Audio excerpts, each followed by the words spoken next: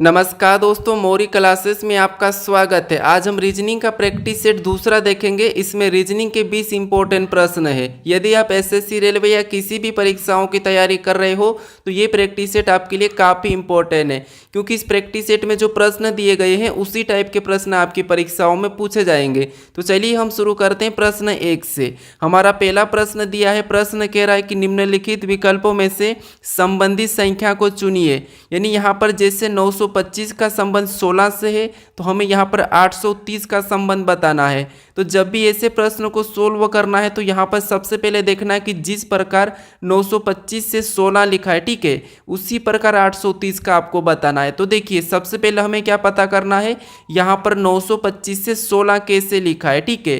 तो देखिए यहाँ पर संख्या क्या दी है, 925 दी है और यहाँ पर क्या दी है, 16 दी है। यानी ये संख्या हमारी क्या है, बड़ी संख्या है और ये क्या है, छोटी सी संख्या है, ठीक है। तो अब क्या करेंगे, यहाँ पर देखिए ऐसी संख्या जब भी आपको मिले तो यहाँ पर क्या करना है, इन संख्या को आपस में जोड़ लेना है, ठीक है। क्या करना है, आपस में जोड़ लेना है। तो देखिए 925 यानी यहाँ पर कैसे जोड़ना है, 9 + 2 + 5, ठीक है। इनको क्या करना है, आपस में जोड़ना है। तो देखिए इनको आपस में जोड़ लेते हैं तो कितने होते हैं, 16 होते हैं, ठीक है। और यहाँ पर इसका संबंध 16 से दिया है। तो हम क्या करेंगे, उसी प्रकार से यहाँ पर भी इनको आपस में जोड़ लेंगे, ठीक है, सेम इसी तरीके से। तो 8 + 3 + 0, ठीक है, 8 + 3 + 0 और इन सभी को जोड़ देंगे तो यहाँ पर कितने हो जाएंगे, 11 हो जाएंगे, ठीक है। तो जिस प्रकार यहाँ पर जोड़ के 16 लिखा था तो हम भी यहाँ पर जोड़ के क्या लिखेंगे, यहाँ पर 11 आया तो 11 को लिखेंगे, ठीक है। तो यहाँ पर जो 830 है इसका संबंध किससे होगा, 11 से होगा, ठीक है। तो ऑप्शन में देखेंगे, ऑप्शन हमारे डी में दिया है, तो ऑप्शन डी हमारा इस प्रश्न का सही जवाब होगा, ठीक है। चलिए हम बढ़ते हैं प्रश्न 2 पे। अब दूसरे नंबर का प्रश्न दिया है। अब प्रश्न कह रहा है कि कौन सा वेन आरेख निम्नलिखित वर्गों को सही निरूपित करता है। यानी दोस्तों यहाँ पर हमें वेन डायग्राम का प्रश्न दिया है, ठीक है, और पूछा है कि यहाँ पर कौन सा आरेख सही वर्गों को निरूपित करता है। तो यहाँ पर क्या करना है, देखिए जैसे हमें यहाँ पर दिया है सप्ताह, फिर दिया है महीना, फिर दिया है वर्ष, ठीक है। तो इनका वेन आरेख कैसा बनेगा, ये प्रश्न पूछा है। तो देखिए आपको जब भी वेन आरेख का प्रश्न पूछा जाए तो आपको क्या करना है, आसान भाषा में समझिए। जैसे यहाँ पर हमें सबसे पहला शब्द क्या दिया है, सप्ताह दिया, ठीक है। तो इसी का डायग्राम बना लो। जैसे क्या दिया है, सप्ताह दिया है, ठीक है। तो ये हम किसका बना लेते हैं, सप्ताह का बना लेते हैं, ठीक है। फिर देखिए दूसरा हमें कौन सा मिला है, तो दूसरा यहाँ पर दिया है महीना। अब देखिए यहाँ पर हमें सप्ताह और महीना का आपस में इनका देखना है, ठीक है, रिलेशन देखना है। तो देखिए जैसे यहाँ पर सप्ताह और महीने का आपस में रिलेशन ये है कि जो सप्ताह ये महीने के अंतर्गत आता है, ठीक है, यानी कि क्या आता है, महीने के अंदर आता है। तो जब तक क्या है, सप्ताह महीने के अंदर आता है तो हम क्या करेंगे, इसको अंदर ले लेंगे। और ये हमारा ऊपर वाला डायग्राम किसका बना है, यहाँ पर हमारा महीने का, ठीक है। उसके बाद हम देखेंगे यहाँ पर क्या दिया है, वर्ष। अब ये तीसरा वाला, अब तीसरे वालों को क्या देखेंगे, इससे रिलेशन देखेंगे और इससे रिलेशन देखेंगे, ठीक है। तो अब देखिए यहाँ पर हम इससे देखते हैं तो वर्ष क्या है, वर्ष के अंदर महीने आता है और महीने के अंदर क्या आता है, सप्ताह आता है, ठीक है। तो हम क्या करेंगे, यहाँ पर वर्ष का डायग्राम भी इनके ऊपर बना लेंगे, यानी कि इन दोनों को अंदर ले लेंगे। अब देखिए डायग्राम हमारा किसका बना है, तो ये हमारा साल का बना है, ठीक है। ये किसका, वर्ष का बना है। अगर हम यहाँ पर डायग्राम अंदर वाला देखेंगे तो ये हमारा महीना का बना है और इसके भी अंदर देखेंगे तो ये हमारा किसका बना है, सप्ताह का। क्यों, क्योंकि देखिए साल के अंदर क्या आता है, महीना, और महीने का अंदर क्या आता है, सप्ताह, ठीक है। तो डायग्राम कैसा बनेगा, इस टाइप से। ये वाला डायग्राम हमें ऑप्शन में देखना है। तो ऑप्शन में देखिए बी हमें दिया है तो बी हमारा सही जवाब हो जाएगा, ठीक है। अब चलिए हम बढ़ते हैं प्रश्न 3 पे। अब तीसरे नंबर का प्रश्न दिया है। प्रश्न क्या कह रहा है कि नीचे दी गई श्रृंखला श्रेणी में प्रश्नवाचक चिन्ह के स्थान पर कौन सी संख्या आएगी। यानी दोस्तों हमें यहाँ पर संख्या लिखी है और इन्हीं संख्या में जो श्रेणी संख्या है, ठीक है, इसी में जो प्रश्नवाचक चिन्ह दिया है यहाँ पर कौन सी संख्या आएगी, ये प्रश्न पूछा है, ठीक है। तो ऐसे प्रश्न को सोल्व करना है तो आपको सबसे पहले क्या देखना है, जैसे 30 से 31 कैसे लिखा है, फिर 37 कैसे लिखा है, 37 से 42, 42 से 48, 48 से 55 कैसे लिखा है, सेम तरीके से यहाँ पर बताना, ठीक है। तो ये काफ़ी इंपॉर्टेंट प्रश्न है श्रृंखला का। तो देखिए क्या करेंगे हम, यहाँ पर 30 से क्या लिखा है, यहाँ पर 33, यानी यहाँ पर +3 किया है, ठीक है। फिर देखिए 33 से यहाँ पर 37 लिखा है, यानी यहाँ पर +4 किया गया है। अब देखिए 37 से यहाँ पर 42 लिखा है, यानी यहाँ पर प्लस कितना किया है, 5 किया है, ठीक है। फिर देखिए 42 से यहाँ पर 48 किया है, यानी यहाँ पर प्लस कितना किया है 6 किया है, ठीक है। और यहाँ पर 48 से 55 लिखा है, यानी कि यहाँ पर प्लस कितना किया है 7 किया है। अब आपको यहाँ पर पैटर्न दिखा होगा, जैसे पहले 3 प्लस हुआ था, फिर 4 5 6 7। तो अगर हमें अगली संख्या लाना है तो प्लस कौन सा करना पड़ेगा 8 करना पड़ेगा, किसमें 55 में, ठीक है। तो जब हम 55 में 8 को जोड़ते हैं तो यहाँ पर कितने हो जाएंगे 63 हो जाएंगे, ठीक है। कितने हो जाएंगे 63। ऑप्शन में देखिए 63 हमारा ऑप्शन बी में दिया है, तो ऑप्शन बी हमारा सही जवाब हो जाएगा, ठीक है। अगर दोस्तों आप अभी तक इस चैनल को सब्सक्राइब नहीं करें तो प्लीज़ ज़रूर सब्सक्राइब कर लीजिए, क्योंकि आपके ये 20 प्रश्न इतने इंपॉर्टेंट हैं, क्योंकि आपको परीक्षा में देखने को मिलेंगे, ठीक है। अब चलिए हम बढ़ते हैं प्रश्न 4 पे। अब चौथे नंबर का प्रश्न दिया है। प्रश्न कह रहा है कि किसी सांकेतिक भाषा में 541 को 100 लिखा है तो 671 को क्या लिखा जाएगा, ये प्रश्न कह रहा है, ठीक है। ये प्रश्न रेलवे आरपीएफ एसआई में पूछा था, ठीक है, आरपीएफ एसआई। अब देखिए ऐसे प्रश्नों को कैसे देखना है, ये कोडिंग डिकोडिंग का है, यानी हमें यहाँ पर क्या कहा है कि किसी सांकेतिक भाषा में, मान लीजिए आपको प्रश्न सोल्व करते नहीं आता है, लेकिन प्रश्न खुद कह रहा है आपको, ठीक है। क्या कह रहा है देखिए, किसी सांकेतिक भाषा में 541 को 100 लिखा है तो यहाँ पर 671 को क्या लिखा जाएगा, बस ये प्रश्न कह रहा है। तो क्योंकि प्रश्न ऑलरेडी हमें दिया है कि यहाँ पर क्या दिया है 541 का 100 दिया है, तो हम इसी तरीके से 671 का पता करेंगे, ठीक है। तो देखिए सबसे पहले यहाँ पर ये देखेंगे कि 541 से 100 कैसे लिखा है। अगर हम यहाँ पर देखिए क्या करेंगे, इन संख्या को देखते हैं, क्या दिया यहाँ पर 541, यानी इसे हम क्या करते हैं जोड़ लेते हैं। तो देखिए यहाँ पर 5, फिर यहाँ पर 4 और यहाँ पर 1, अगर हम इनको आपस में प्लस कर देते हैं, ठीक है, तो प्लस करने पर कितने हो जाएंगे, यहाँ पर 10 हो जाएंगे, ठीक है। कितने हो जाएंगे 10 हो जाएंगे, लेकिन यहाँ पर कितना लिखा है 100 लिखा। अगर हम यहाँ पर 10 का वर्ग कर देते हैं तो 10 का वर्ग कितना होता है 100 होता है, ठीक है। अब यहाँ पर 100 लिखा है। अब सेम तरीके से क्या करेंगे, यहाँ पर 671 को आपस में जोड़ेंगे, तो 671 यानी इसको आपस में जोड़ेंगे 6 + 7 + 1, ठीक है। अब इनको आपस में जोड़ देंगे तो यहाँ पर 6 और 7 13, 13 1 14, यहाँ पर कितना हो रहा है 14 हो रहे। अब देखिए यहाँ पर भी जोड़ के क्या किया था वर्ग किया था, तो हम भी क्या करेंगे इस 14 का वर्ग करेंगे। तो 14 का वर्ग कितना होता है ये आपको याद होना चाहिए, ठीक है। तो 14 का वर्ग होता है 196, यानी कि 196। ऑप्शन में देखिए 196 हमें ऑप्शन नंबर कहाँ पर मिला है, तो ऑप्शन नंबर सी में दिया है, ठीक है। तो ऑप्शन सी हमारा यहाँ पर सही जवाब होगा, ठीक है। अब ये प्रश्न आपको समझ में आ चुका होगा। चलिए हम बढ़ते हैं प्रश्न 5 पे। अब 5वें नंबर का प्रश्न दिया है। प्रश्न कह रहा है कि नीचे दिए गए विकल्पों में से संबंधित अक्षर को चुनिए। यानी दोस्तों यहाँ पर हमें क्या करना है, जिस प्रकार आरआरबी का संबंध टीटीडी से है तो हमें यहाँ पर बताना है एएडी का, ठीक है। तो ये हमारा एनोलॉजी का ही प्रश्न है। एनोलॉजी के 3-4 टाइप ऐसे हैं जो हमेशा परीक्षाओं में देखने को मिलते हैं। जो हमने सबसे पहला वाला प्रश्न सोल्व किया है, ठीक है, वो नंबर एनोलॉजी का था, ठीक है। अब देखिए यहाँ पर हमें क्या करना है, आरआरबी का टीटीडी से कैसे संबंध है ये देखना है। जिस तरीके से इसका संबंध लिखा है उसी तरीके से हम इसका बताएंगे, ठीक है। तो देखिए जैसे दोस्तों यहाँ पर समझने की कोशिश करें, यहाँ पर जब भी आपको ऐसे प्रश्न मिले तो एक एक अक्षर को देखना है। जैसे आर से यहाँ पर टी, यानी जहाँ भी आपको लेटर का मिले तो देखिए, फिर यहाँ पर आर से टी और यहाँ पर बी से डी। तो यहाँ पर हम क्या करेंगे, देखिए यहाँ पर देखिए आपको पता होना चाहिए कि आर हमारा कितने नंबर पे 18 नंबर पे आता है। तो आर हमारा कितने पे 18 पे, और बी हमारा 2 नंबर पे, ठीक है। और टी कितने नंबर पे 20 नंबर पे, और यहाँ पर भी 20 नंबर पे, और डी कितने पे 4 पे, ठीक है। अगर हम यहाँ पर ध्यान से देखते हैं तो देखिए 18 से 20, 18 से 20, 2 से 4, यानी आप क्या करोगे यहाँ पर, जैसे आर एस टी, ठीक है, 2 प्लस हुआ है, यहाँ पर कितना प्लस हुआ 2 प्लस, यहाँ पर भी आर एस टी 2 प्लस हुआ है, और बी सी डी यहाँ पर भी 2 प्लस हुआ है, ठीक है। तो हम क्या करेंगे इसी तरीके से यहाँ पर भी 2 प्लस करेंगे। तो ए के बाद ए बी सी 2 प्लस करेंगे सी, ये हमने 2 प्लस किया। यहाँ पर भी 2 प्लस करेंगे ए बी सी, तो ये 2 प्लस किया सी, ठीक है। फिर डी में भी क्या करेंगे 2 को प्लस कर लेंगे, तो यहाँ पर 2 प्लस करेंगे तो डी ई एफ, यानी यहाँ पर क्या हो जाएगा एफ। अब देखिए हमें ऑप्शन में मिलना चाहिए सी सी एफ, ठीक है। ऑप्शन में देखिए सी सी एफ हमें ऑप्शन नंबर बी में मिला है, ठीक है।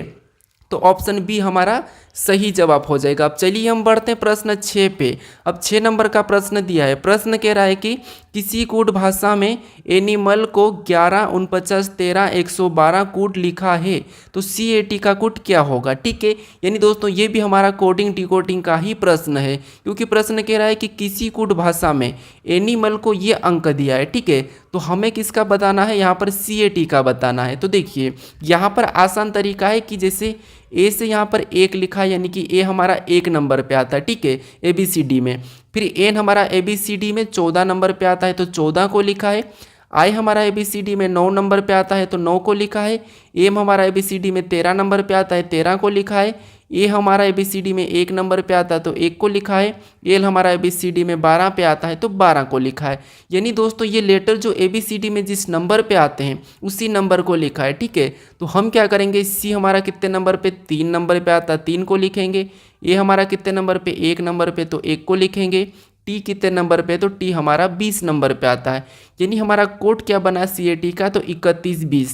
तो ये हमें ऑप्शन में देखना है। ठीक है, 31-20 ऑप्शन में देखेंगे तो ऑप्शन हमारे यहाँ पर डी में दिया है, तो ऑप्शन डी हमारा यहाँ पर सही जवाब हो जाएगा। ठीक है, तो आप सभी प्रश्नों को अच्छे से समझने की कोशिश करें। अगर आपको इन प्रश्नों का PDF चाहिए तो आप टेलीग्राम पर जाकर डाउनलोड कर सकते हो। ठीक है, टेलीग्राम का चैनल का लिंक मैं आपको डिस्क्रिप्शन में दे दूंगा। अब चलिए हम बढ़ते हैं प्रश्न 7 पे। अब 7वें नंबर का प्रश्न दिया है। प्रश्न कह रहा है कि यदि AB बराबर 27 तथा BC बराबर 125 तथा CD बराबर 143 लिखा है तो ABDB बराबर पूछा गया है। ठीक है, तो दोस्तों ऐसे प्रश्न काफ़ी इंपॉर्टेंट होते हैं जो कि SSC रेलवे में पूछे जाते हैं। ठीक है, तो इनको कैसे सोल्व करना है, जैसे यहाँ पर दिया है AB बराबर 27 दिया है, तो हमें ये पता करना है कि कैसे दिया है। फिर यहाँ पर BC बराबर 125 दिया है, तो ये पता करना है कि ये कैसे दिया है। और यहाँ पर CD बराबर 343 दिया है। लेकिन यहाँ पर अगर आप ध्यान से देखोगे तो ये भी किसी संख्या का घन है, ये भी घन है और ये भी घन है। ठीक है, तो अब देखिए यहाँ पर क्या करना है, इन देखेंगे हम ए को देखेंगे तो ए हमारा ABCD में 1 नंबर पे आता है और B को देखेंगे तो 2 नंबर पे आता है। ठीक है, और इनको आपस में प्लस कर लेंगे तो 1 और 2 कितने होते हैं, 3 होते हैं। ठीक है, और 3 का घन कितना होता है, तो 3 का घन होता है 27। ठीक है, कितना होता है 27, और 27 यहाँ पर दिया है। ठीक है, सेम तरीके से यहाँ पर देखेंगे, देखिए B 2 नंबर पे आता है, 2 को लिखेंगे। C 3 नंबर पे आता है तो 3 को लिखेंगे। फिर क्या करेंगे, इनको प्लस करेंगे तो 3 और 2 यहाँ पर कितने होते हैं, 5 होते हैं, और 5 का घन करेंगे। ठीक है, 5 का घन कितना होता है, 125 होता है। ठीक है, कितना होता है 125, और 125 भी यहाँ पर दिया है। अब सेम तरीके से यहाँ पर पता करेंगे C, तो C 3 नंबर पे आता है, D हमारा 4 नंबर पे आता है। ठीक है, इसे भी आपस में प्लस करेंगे तो कितना हो जाएंगे 7, और 7 का घन कितना होता है, 7 का घन होता है 343। ठीक है, कितना होता है 343, और 343 यहाँ पर दिया है। तो अब क्या करना है आपको, यहाँ पर पैटर्न पता चला होगा कि इनके अंकों को क्या करना है, जोड़ के उसका घन करना है। ठीक है, तो देखिए यहाँ पर ए हमारा कितने नंबर पे, 1 नंबर पे आता है।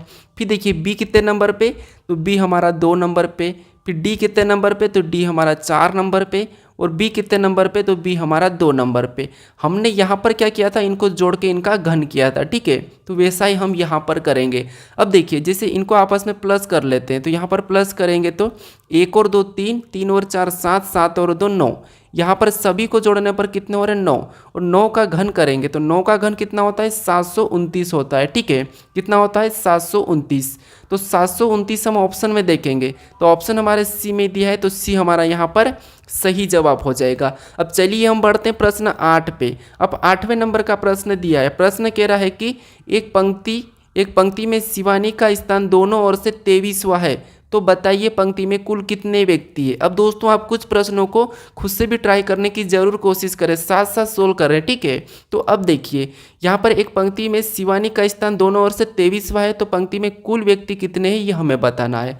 तो देखिए जब ऐसे प्रश्न आपको पूछे जाते हैं तो हमें क्या करना होता है, आप थोड़ा सा समझिए। मान लीजिए एक हमारी ये क्या है, पंक्ति है। ठीक है, ये क्या है, एक पंक्ति है, और इसमें कितने लोग बैठे हैं ये नहीं पता है, हमें यही बताना है कि कुल कितने लोग हैं। ठीक है, लेकिन कह रहा है कि शिवानी का स्थान दोनों ओर से कितना है, 23वां है, ठीक है। कितना है? 23 का 23वां है, ठीक है। अब देखिए ऐसे प्रश्नों को क्या करना है आपको, देखिए अगर हम इससे इधर से भी गिनेंगे तो शिवानी का स्थान 23वां आएगा और इधर से भी गिनेंगे तो 23वां आएगा। यानी यहाँ पर क्या करेंगे हम 23 को प्लस कर लेंगे, ठीक है। क्या करेंगे?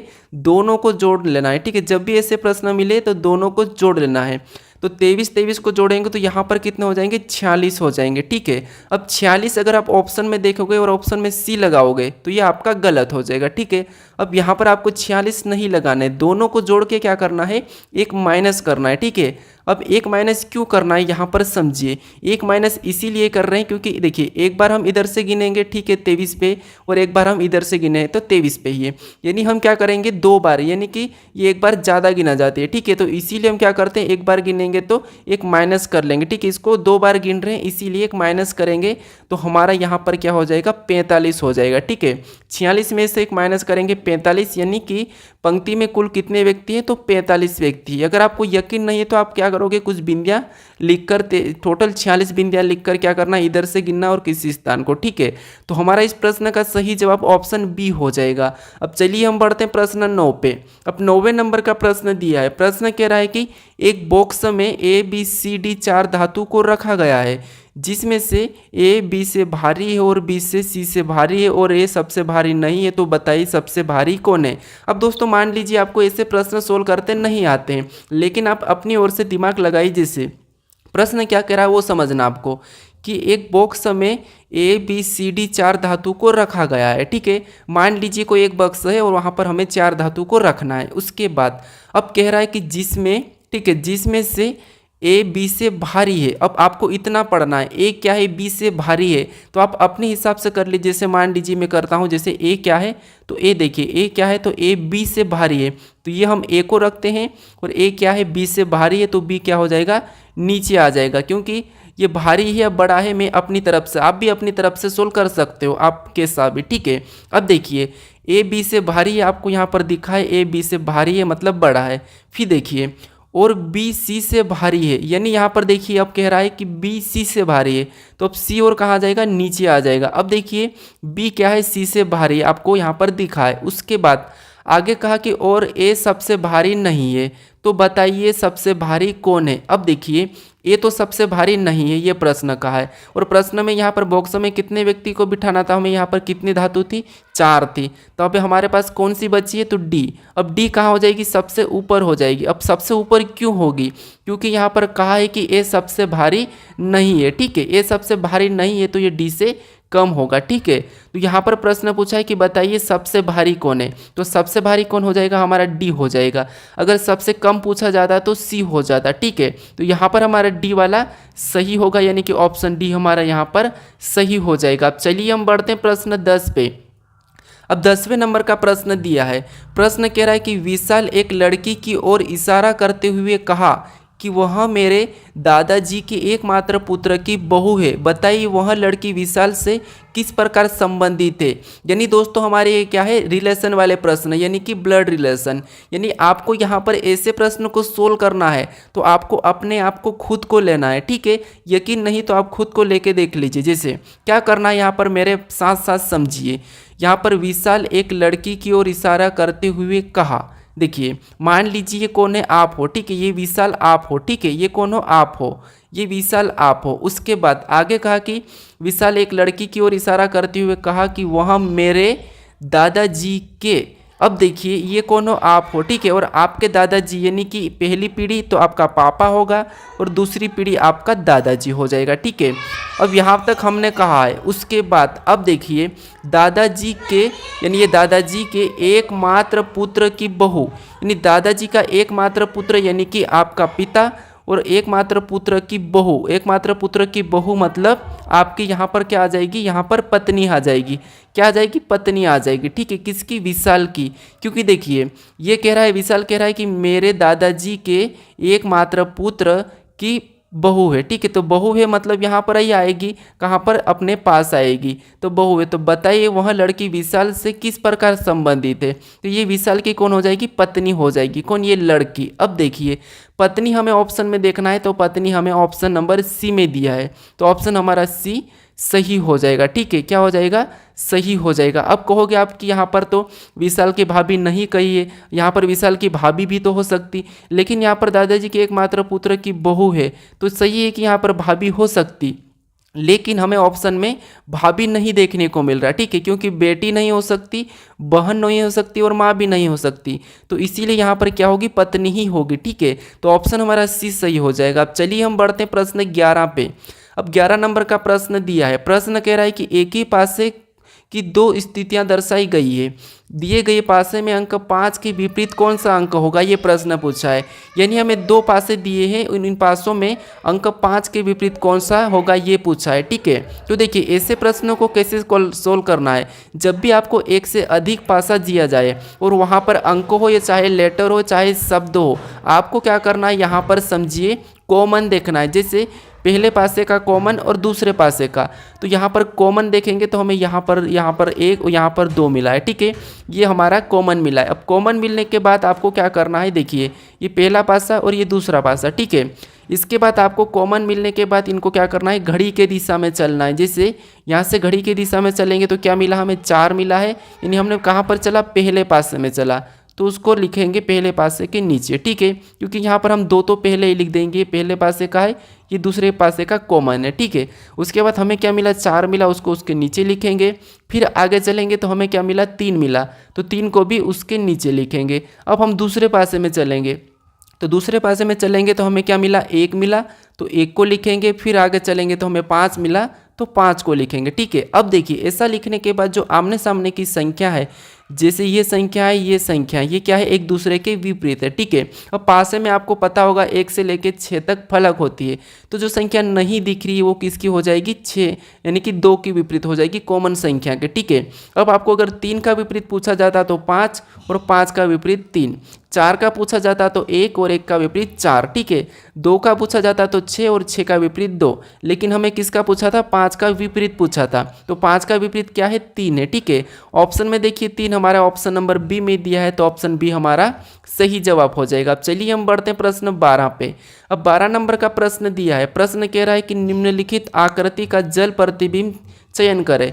यानी दोस्तों यहाँ पर हमें क्या करना है, इस W का, ठीक है, इस W का हमें जल प्रतिबिंब बनाना है। अब दोस्तों आप सभी प्रश्नों को अच्छे से समझने की कोशिश करें। ठीक है, अब देखिए यहाँ पर क्या करना है, देखिए निम्नलिखित आकृति का जल प्रतिबिंब का चयन करना है। ठीक है, तो इसका हमें क्या करना है, जल में इसकी छवि कैसे बनेगी ये बताना है। तो देखिए जैसे हमारा यहाँ पर क्या दिया है, यहाँ पर W दिया है। ठीक है, और इसकी अगर हमें जल में इस तरफ की नीचे की छवि दिखाएंगे तो ये नीचे क्या हो जाएगा, यहाँ पर इस तरफ बनेगा। ठीक है, कैसा बनेगा, इसके जैसा। तो ये हमें ऑप्शन में देखना है, तो ऑप्शन में देखिए हमें ए में दिया है, तो ऑप्शन ए हमारा सही हो जाएगा। ठीक है, अब चलिए हम बढ़ते हैं प्रश्न 13 पे। अब 13 नंबर का प्रश्न दिया है। प्रश्न कह रहा है कि निम्नलिखित विकल्पों में से विषम को चुनिए। यानी दोस्तों यहाँ पर हमें क्या कहा है कि निम्नलिखित विकल्पों में से विषम को चुनिए। विषम मतलब हमें यहाँ पर 4 ऑप्शन दिए हैं। ठीक है, और इन 4 ऑप्शन में से कौन सा ऑप्शन है जो तीनों से अलग है, ये हमें बताना है। ठीक है, तो देखिए यहाँ पर जब ऐसे प्रश्न मिले तो आपको क्या करना है, इनके अंक लिखना है। जैसे यहाँ पर देखिए बी कितने नंबर पे, 2 नंबर पे आता है। डी कितने नंबर पे, तो डी हमारा 4 नंबर पे आता है।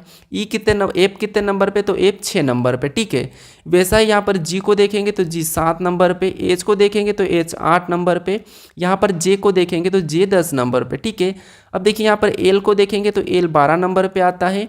एन हमारा कितने नंबर पे, तो एन हमारा यहाँ पर 14 नंबर पे आता है। और पी कितने नंबर पे, तो पी 16 नंबर पे। ठीक है, वैसा यहाँ पर आर को देखेंगे तो आर ABCD में 18 नंबर पे आता है। टी हमारा 20 नंबर पे आता है। और वी हमारा 22 नंबर पे आता है। अब देखिए यहाँ पर आपको मिलेगा कि कौन सा अलग है। अब कैसे मिलेगा अलग, देखिए यहाँ पर देखिए 2 4 6 यानी कि 2 2 का अंतर है। और यहाँ पर देखिए 18 20 22 यहाँ पर भी 2 का अंतर है। 12 14 16 यहाँ पर भी 2 का अंतर है। यानी यहाँ पर 2 का अंतर है, यहाँ पर 2 का अंतर है, यहाँ पर 2 का अंतर है। अब यहाँ देखिए 7 8 10 यानी यहाँ पर 2 का अंतर नहीं है। तो आपको यहाँ पर अलग दिखा और हमें विषम ही पूछा था, तो विषम हमारा यहाँ पर है, यानी सभी में 2 का अंतर है। ठीक है, 3 में 2 का अंतर है लेकिन यहाँ पर नहीं है, तो हमें विषम पूछा गया था, तो विषम हमारा कौन सा हो जाएगा, ऑप्शन बी वाला हो जाएगा। ठीक है, कौन सा हो जाएगा, ऑप्शन बी, क्योंकि देखिए बी के बाद सी छूटा और डी, और यहाँ पर देखिए एल के बाद एम छूटा और एन, आर के बाद एस छूटा और टी, लेकिन यहाँ पर जी एच, यहाँ पर देखिए जी एच कोई भी अंक, यहाँ पर कोई भी लेटर नहीं छूटा है, तो ये एक अलग हो जाएगा। ठीक है, अब चलिए हम बढ़ते हैं प्रश्न 14 पे। अब 14 नंबर का प्रश्न दिया है। प्रश्न कह रहा है कि नीचे दिए गए विकल्पों में से संबंधित शब्द का चयन करें। यानी यहाँ पर हमें क्या करना है, जैसे जिस प्रकार जूते का संबंध पैर से है तो हमें टोपी का बताना है। यानी मैंने बताया था आपको कि यहाँ पर सादृश्यता यानी कि एनोलॉजी के प्रश्न काफ़ी इंपॉर्टेंट है और उसकी 3 टाइप होती है। कौन सी होती है? एक तो आपको अंकों की मिलेगी, ठीक है, एक आपको लेटर की मिलेगी और दूसरी आपको शब्दों से मिलेगी। ठीक है, तो हमने अंकों का पहला प्रश्न किया था, फिर हमने 5वां प्रश्न लेटर का किया था और हमारा ये 14वां प्रश्न किसका है? शब्द का। ठीक है, तो ये तीनों में से आपको 1 या 2 प्रश्न जरूर देखने को मिलेंगे। अब देखिए यहाँ पर जिस प्रकार जूते का संबंध पैर से है, यानी दोस्तों हम क्या करते हैं, जूते को कहाँ पर पहनते हैं? पैर में पहनते हैं। ठीक है, कहाँ पर? पैर में पहनते हैं। तो उसी प्रकार बताएंगे टोपी कहाँ पर पहनते हैं, तो आप कहोगे टोपी को हम कहाँ पर पहनते हैं, तो टोपी को हम सिर में पहनते हैं। तो टोपी का संबंध किससे हो जाएगा? सिर से हो जाएगा। ठीक है, ऑप्शन में देखिए सिर, तो हमें ऑप्शन नंबर सी में देखने को मिला है। ठीक है, कमर में नहीं होगा, पैर में नहीं होगा, हाथ में नहीं होगा, ऑप्शन हमारा सी सही जवाब हो जाएगा। अब चलिए हम बढ़ते हैं प्रश्न 15 पे। अब 15 नंबर का प्रश्न दिया है। प्रश्न कह रहा है कि निम्नलिखित प्रश्न में लुप्त संख्या का चयन करें। यानी दोस्तों हमें यहाँ पर क्या दिया है? एक प्रश्नवाचक चिन्ह दिया है, यहाँ पर हमें संख्या का चयन करना है। ठीक है, तो ऐसे प्रश्नों को कैसे सोल्व करना है समझिए। आपको यहाँ पर कुछ भी नहीं करना है, जो प्रश्नवाचक चिन्ह दिया है। अब प्रश्नवाचक चिन्ह कहाँ पर दिया है? यहाँ पर दिया है, और उसी जगह यहाँ पर 24 कैसे लिखा है और यहाँ पर 10 कैसे लिखा है ये पता करना है। ठीक है, जिस तरीके से यहाँ पर 10 लिखा गया है और यहाँ पर 24 लिखा गया है, उसी तरीके से आपको यहाँ पर बताना है। ठीक है, जब तक आप इन संख्या को पता नहीं करोगे, ठीक है, इन संख्या का पता नहीं करोगे, तब तक आप यहाँ पर संख्या नहीं बता पाओगे। तो देखिए यहाँ पर हम क्या करेंगे, 10 का पता करते हैं। अगर हमें 10 का पता करना है तो इन संख्या को क्या करते हैं, आपस में जोड़ कर देखते हैं। तो यहाँ पर प्लस करेंगे, 0 में 6 तो 6 ही होगा, 6 में 4 प्लस करेंगे 10, और 10 में यहाँ पर देखिए 2 को प्लस करेंगे तो 12, यानी यहाँ पर सभी को जोड़ने पर कितने हो रहे? 12 हो रहे हैं। अब देखिए सेम तरीके से यहाँ पर भी प्लस करेंगे, तो 2 में 10 प्लस करेंगे तो 12, और 12 में 8 प्लस करेंगे तो यहाँ पर 20, और 20 में 6 को प्लस करेंगे तो यहाँ पर कितने हो जाएंगे? 26। यानी यहाँ पर सभी को जोड़ने पर कितने हो रहे? 26। लेकिन यहाँ पर 24 दिया है और यहाँ पर 10 दिया है। अब देखिए अगर हम यहाँ पर 2 माइनस करते हैं, इसमें 2 माइनस करेंगे और इसमें भी 2 माइनस करेंगे, तो यहाँ पर 12 में से 2 माइनस करेंगे तो कितने हो जाएंगे? 10 हो जाएंगे, और 10 यहाँ पर दिया है। ठीक है, सेम तरीके से 26 में से भी 2 माइनस करेंगे तो यहाँ पर कितने हो जाएंगे? 24 हो जाएंगे, और 24 भी यहाँ पर दिया है। अब क्या करेंगे, इसी तरीके से यहाँ पर भी 2 को क्या करेंगे? माइनस करेंगे जोड़कर। तो 4 में 14 को जोड़ेंगे तो यहाँ पर 18, और 18 में 12 को जोड़ेंगे तो 30, और 30 में 10 को जोड़ेंगे तो 40। यानी यहाँ पर इस सभी को प्लस करने पर कितने हो रहे हैं? 40 हो रहे हैं। ठीक है, कितने हो रहे हैं? 40 हो रहे हैं, क्योंकि 4 में 14 को जोड़ेंगे तो 18, 18 में 12 को जोड़ेंगे तो 30, और 30 में 10 को जोड़ेंगे तो 40। यानी यहाँ पर सभी को जोड़ने पर 40 हुए। जिस तरीके से हमने यहाँ पर 2 को माइनस किया था, यहाँ पर 2 को माइनस किया था, तो यहाँ पर भी क्या करेंगे? 2 को माइनस करेंगे। तो 40 में से 2 को माइनस करेंगे तो कितने बचेंगे? 38 बचेंगे। यानी जो प्रश्नवाचक चिन्ह दिया है यहाँ पर क्या आएगा? 38 आएगा। ठीक है, अब हमें ऑप्शन में देखना है कि 38 कहाँ पर दिया है, तो ऑप्शन हमें सी में दिया है, तो ऑप्शन सी हमारा सही जवाब हो जाएगा। ठीक है, तो तीनों आकृति में सेम तरीके से अंक लाना चाहिए। ठीक है, अब चलिए हम बढ़ते हैं प्रश्न 16 पे। अब 16 नंबर का प्रश्न दिया है। प्रश्न कह रहा है कि नीचे दिए गए शब्द का, यानी कि नीचे दिए शब्द का उपयोग करके कौन सा शब्द नहीं बनाया जा सकता। ये एसएससी का फेवरेट प्रश्न है। ठीक है, कैसे? देखिए नीचे दिए गए शब्द का उपयोग करके कौन सा शब्द नहीं बनाया जा सकता है। यानी दोस्तों यहाँ पर जो शब्द हमें दिया है, ये जो हमें अक्षर दिए हैं, इनका प्रयोग करके कौन सा नहीं बनाया जा सकता। यानी प्रश्न का कहने का मतलब ये है कि हम इन अक्षर को आगे पीछे कैसा भी लिखें और इनसे कोई सा भी शब्द बनाएं, लेकिन हमें कह रहा है कि नहीं बनाया जा सकता। तो देखिए अगर हम पहले को देखते हैं तो बी दिया है, मतलब बन रहा है, एल दिया है, फिर यहाँ पर देखिए ई बी दिया है, यहाँ पर एन दिया है, और यहाँ पर देखिए डी भी दिया है। ठीक है, मतलब ये शब्द तो हमारा बन रहा है। यहाँ पर हमारा ऑप्शन बी तो बन रहा है, लेकिन हम ऑप्शन यहाँ पर देखिए हमारा ऑप्शन बी को देखेंगे तो बी में देखिए यहाँ पर बी दिया है तो बी भी दिया है, ए यहाँ पर नहीं दिया है, ठीक है। यहाँ पर क्या दे दिया है, ए दिया है, और यहाँ पर ए नहीं दिया है, तो इसीलिए इस शब्दों को हम क्या करेंगे, नहीं बना सकते इस शब्दों का प्रयोग करके, ठीक है।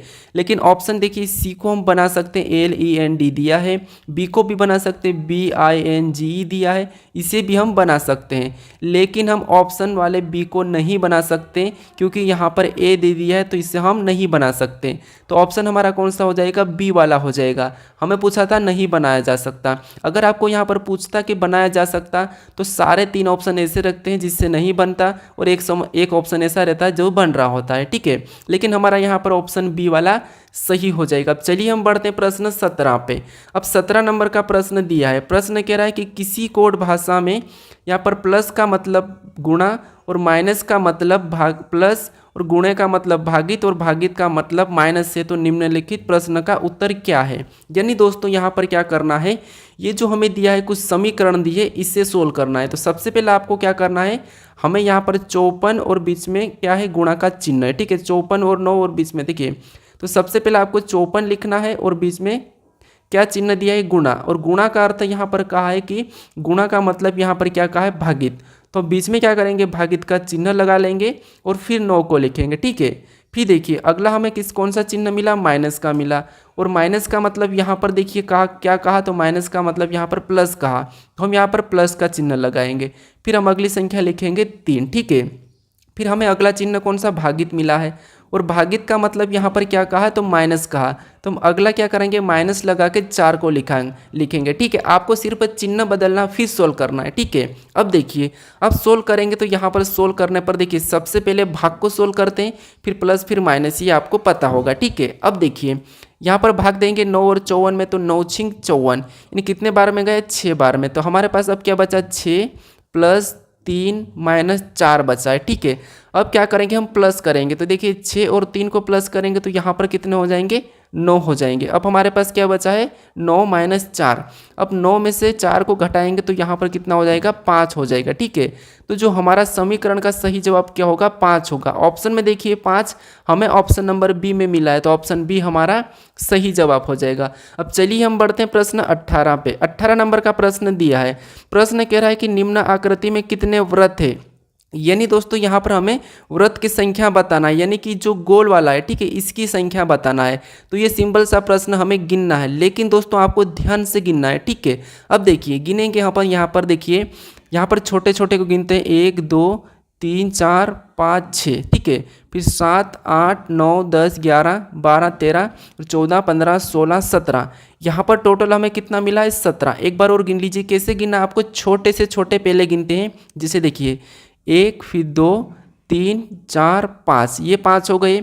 5 के बाद 6 7 8 9 10 11 12 13, फिर देखिए हमने बड़े को गिनेंगे, 13 के बाद 14 15 16 17, यहाँ पर कितने वृत्त है, तो 17 है, ठीक है।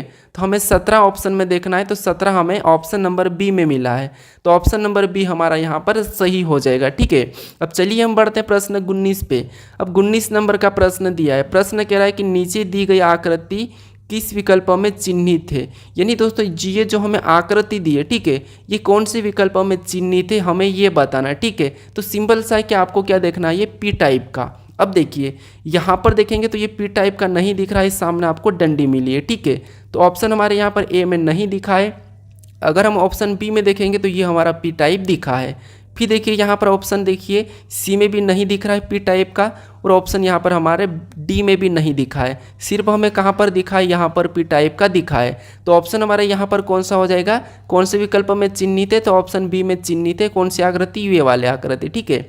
तो ऑप्शन बी हमारा यहाँ पर सही जवाब हो जाएगा। अब चलिए हम बढ़ते हैं प्रश्न 20 पे। अब 20वें नंबर का प्रश्न दिया है। प्रश्न कह रहा है कि नीचे दिए गए आकृति को पूरा कीजिए, घुमाने की अनुमति नहीं है। यानी दोस्तों आपको क्या करना है, इस आकृति को पूरा करना है जो प्रश्नवाचक चिन्ह दिया है, और इसमें आपको क्या करना है, घुमाने की अनुमति नहीं है, ठीक है। तो अगर हम सिंपल सा देखेंगे तो आपको ये लाइन एक पहली मिलेगी 1, फिर दूसरी 2, फिर यहाँ पर तीसरी, और इससे ये आकृति पूरी होगी। लेकिन हम यहाँ पर इससे ही आकृति को रखेंगे तो हम कौन सा वाला ऑप्शन सी को तो नहीं रख सकते, ऑप्शन हम डी को भी नहीं रखेंगे। अब देखिए पहली हमें छोटी सी मिलना चाहिए, लेकिन यहाँ पर तो छोटी नहीं है, तो ऑप्शन बी भी नहीं रखेंगे।